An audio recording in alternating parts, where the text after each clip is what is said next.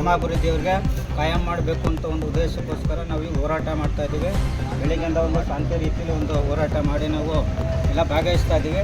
ಅದಕ್ಕೋಸ್ಕರ ನಾವು ಒಂದು ಕಾರ್ಯಕ್ರಮ ಇವತ್ತು ಎಲ್ಲ ಮುಖಂಡ ಒಂದು ಶಾಂತಿ ರೀತಿಯಲ್ಲಿ ನಾವು ಒಂದು ಸ್ಟ್ರೈಕ್ ಮಾಡ್ತಾಯಿದ್ದೀವಿ. ಇದು ಪುರಸಭೆ, ಮಂಡ್ಯ ಜಿಲ್ಲಾ ತಾಲೂಕು ಪುರಸಭೆ ಪಟ್ಟಣ ಪಂಚಾಯತಿ ಹತ್ರ ಮಾಡ್ತಾಯಿದ್ದೀವಿ. ಒಂದು ಎಲ್ಲ ನಾವು ನೌಕರು ಸೇರ್ಕೊಂಡು ಮತ್ತು ನಮ್ಮ ಆಫೀಸ್ ಸ್ಟಾಫು ಮತ್ತು ಎಲ್ಲ ಸೇರಿ ಮಾಡ್ತಾಯಿದ್ದೀವಿ.